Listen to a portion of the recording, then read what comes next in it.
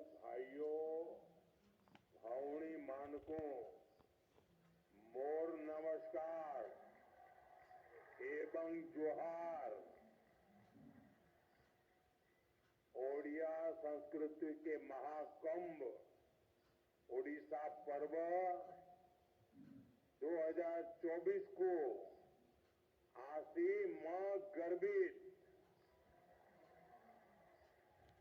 आपण मानकू भेटी मुझ बहुत आनंदित। मैं आप सबको और ओडिशा के सभी लोगों को ओडिशा पर्व की बहुत बहुत बधाई देता हूं। भक्त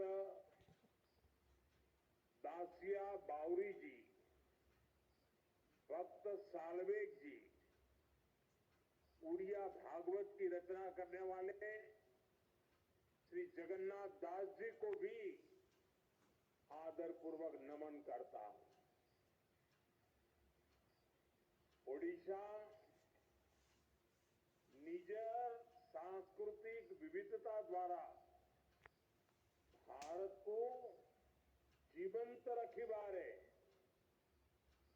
बहुत बड़ा भूमिका प्रतिपादन करी थी।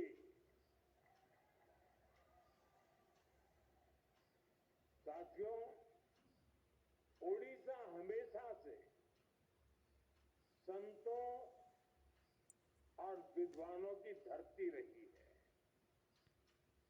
उड़िया भाषा में महाप्रभु जगन्नाथ जी से जुड़ा कितना बड़ा साहित्य है। मुझे भी उनकी एक गाथा हमेशा याद रहती है। महाप्रभु अपने श्री मंदिर से बाहर आए थे और उन्होंने स्वयं युद्ध का नेतृत्व किया था। तब युद्ध भूमि की ओर जाते समय महाप्रभु श्री जगन्नाथ ने अपनी भक्त माणिकया गौड़िणी के हाथों से दही खाई थी। ये गाथा हमें बहुत कुछ सिखाती है। ये हमें सिखाती है कि हम नेक नियत से काम करें तो उस काम का नेतृत्व खुद ईश्वर करते हैं। ये सोचने की जरूरत नहीं है कि हम अकेले हैं। हम हमेशा +1 होते हैं। प्रभु हमारे साथ होते हैं। ईश्वर हमेशा हमारे साथ होते हैं। साथियों, ओडिशा के संत कवि भीम भोई ने कहा था, मो जीवन पछे नर के पड़ी थाउ जगत उद्धार हेऊ। भाव ये कि मुझे चाहे जितने ही दुख क्यों न उठाने पड़े, लेकिन जगत का उद्धार हो, यही उड़ीसा की संस्कृति भी है। ओडिशा सबू जुगरे समग्र राष्ट्र एवं पूरा मानव समाज सेवा करी थी। यहाँ पूरी धाम ने एक भारत श्रेष्ठ भारत की भावना को मजबूत बनाया। ओडिशा के वीर संतानों ने आजादी की लड़ाई में भी बढ़ चढ़कर देश को दिशा दिखाई। पाइका क्रांति के शहीदों का ऋण हम कभी नहीं चुका सकते। ये मेरी सरकार का सौभाग्य है कि उसे पाइका क्रांति पर स्मारक डाक टिकट और सिक्का जारी करने का अवसर मिला था। साथियों, उत्कल केसरी हरे कृष्ण मेहताब जी के योगदान को भी इस समय पूरा देश याद कर रहा है।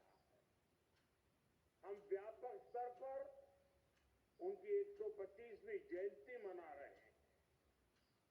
अतीत से लेकर आज तक उड़ीसा ने देश को कितना सक्षम नेतृत्व दिया है, ये भी हमारे सामने है। आज उड़ीसा की बेटी आदिवासी समुदाय की द्रौपदी मुर्मू जी भारत की राष्ट्रपति है। अब बहुत बड़ा लाभ उड़ीसा की महिलाओं को मिलेगा। उत्कलर ये ही महान सुपुत्र मानंकर विषयरे देश जाणु एवं सेमानंक जीवन रू प्रेरणा नेवो एथी निमंते ए परी आयोजनर बहुत अधिक गुरुत्व रही। कल ही उड़ीसा में बाली यात्रा का समापन हुआ है। इस बार भी 15 नवंबर को कार्तिक पूर्णिमा के दिन से कटक में महानदी के तट पर इसका भव्य आयोजन हो रहा था। बाली यात्रा प्रतीक है कि भारत का उड़ीसा का सामुद्रिक सामर्थ्य क्या था।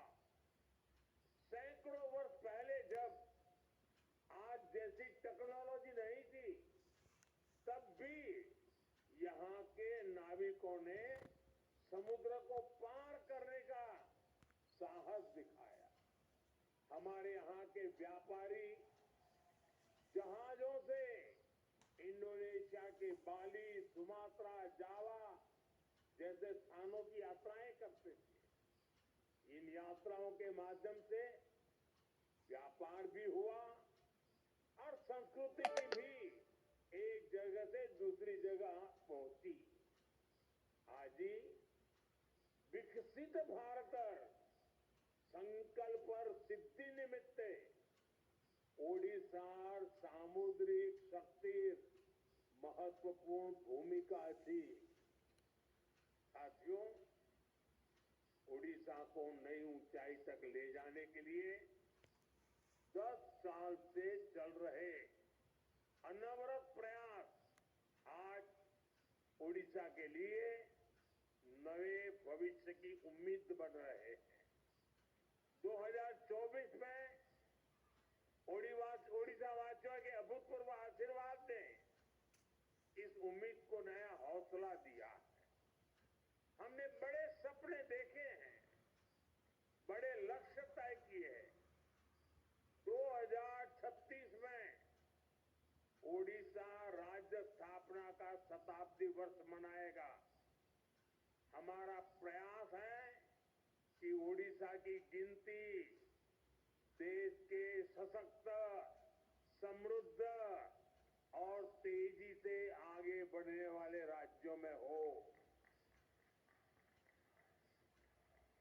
साथियों, एक समय था जब भारत के पूर्वी हिस्से को, ओडिशा जैसे राज्यों को पिछड़ा कहा जाता था। 10 साल पहले ओडिशा को केंद्र सरकार जितना बजट देती थी, आज उड़ीसा को 3 गुना ज्यादा बजट मिल रहा है।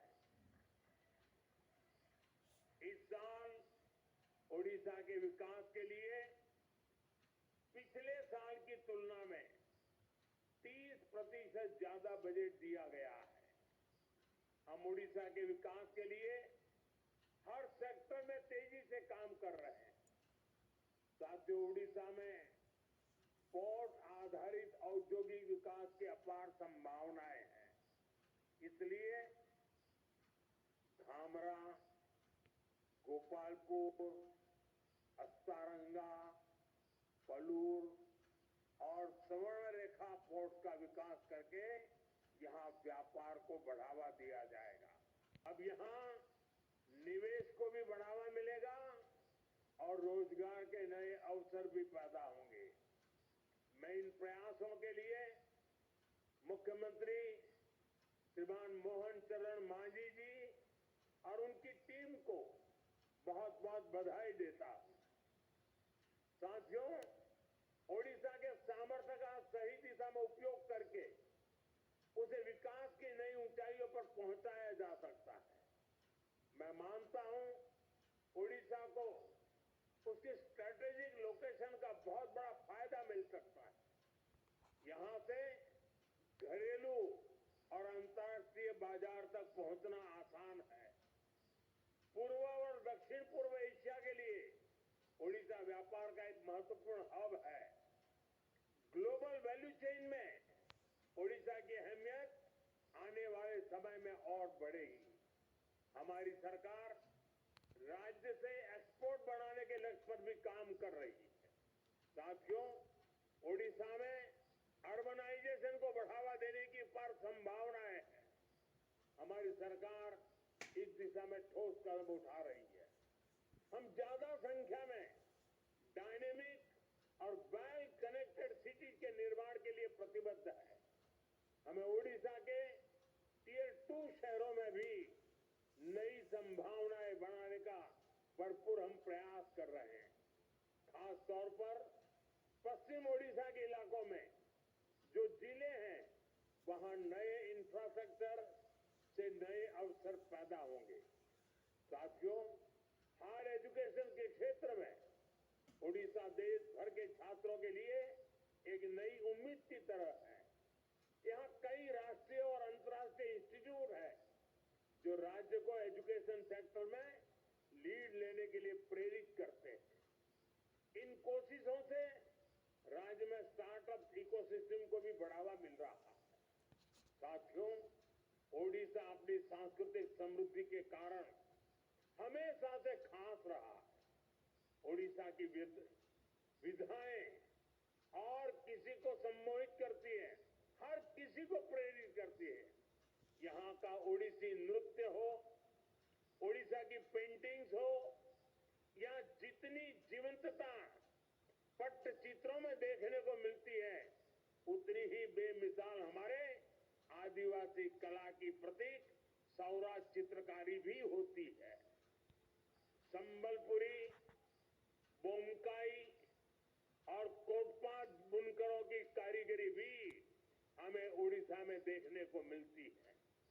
हम इस कला और कारीगरी का जितना प्रसार करेंगे, उतना ही इस कला को संरक्षित करने वाले उड़िया लोगों को सम्मान मिलेगा। साथियों, हमारे उड़ीसा के पास वास्तु और विज्ञान की भी इतनी बड़ी धरोहर है।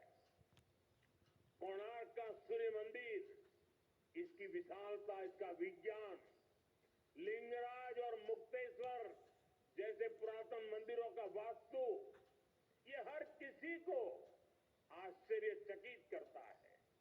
आज लोग जब इन्हें देखते हैं तो सोचने पर मजबूर हो जाते हैं कि सैकड़ों साल पहले भी उड़ीसा के लोग विज्ञान में इतने आगे थे। साथियों, ओडिशा पर्यटन की दृष्टि से अपार संभावनाओं की धरती है। हमें इन संभावनाओं को धरातल पर उतारने के लिए कई आयामों में काम करना है। आप देख रहे हैं, आज ओडिशा के साथ साथ देश में भी ऐसी सरकार है जो ओडिशा की धरोहरों का, उसकी पहचान का सम्मान करती है। हमने G20 के दौरान इतने सारे देशों के राष्ट्राध्यक्षों और राजनयिकों के सामने सूर्य मंदिर की ही भव्य तस्वीर को प्रस्तुत किया। मुझे खुशी है कि महाप्रभु जगन्नाथ मंदिर परिसर के सभी 4 द्वार खुल चुके हैं। मंदिर का रत्न भंडार भी खोल दिया गया है। साथियों, हमें ओडिशा की हर पहचान को दुनिया को बताने के लिए भी और भी इनोवेटिव कदम उठाने हैं। जैसे हम बाली यात्रा को और पॉपुलर बनाने के लिए बाली यात्रा दिवस घोषित कर सकते हैं, उसका अंतर्राष्ट्रीय मंच पर प्रचार कर सकते हैं। हम ओडिसी नृत्य जैसी कलाओं के लिए ओडिसी दिवस मनाने की शुरुआत कर सकते हैं।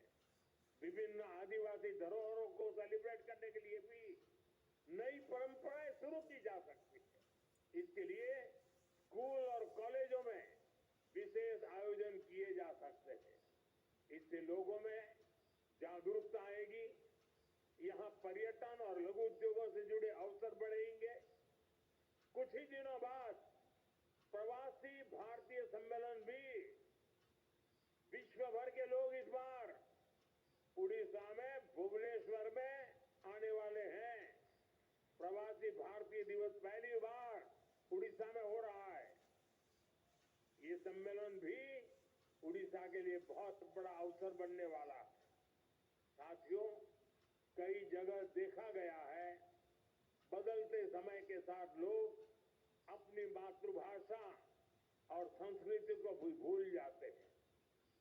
लेकिन मैंने देखा है, उड़िया समाज चाहे जहां भी रहे, अपनी संस्कृति, अपनी भाषा, अपने पर्व त्योहारों को लेकर हमेशा से बहुत उत्साहित रहा है।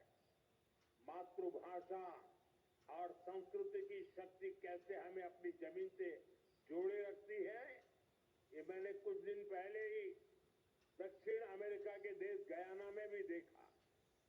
करीब 200 साल पहले भारत से सैकड़ों मजदूर गए, लेकिन वो अपने साथ रामचरितमानस ले गए, राम का नाम ले गए। इससे आज भी उनका नाता भारत भूमि से जुड़ा हुआ है। अपनी विरासत को इसी तरह सहेज कर रखते हुए जब विकास होता है तो उसका लाभ हर किसी तक पहुंचता है। इसी तरह हम ओडिशा को भी नई ऊंचाई पर पहुंचा सकते हैं। इसी भावना के साथ मैं एक बार फिर आप सभी को बधाई देता हूं। आप सबका बहुत बहुत धन्यवाद।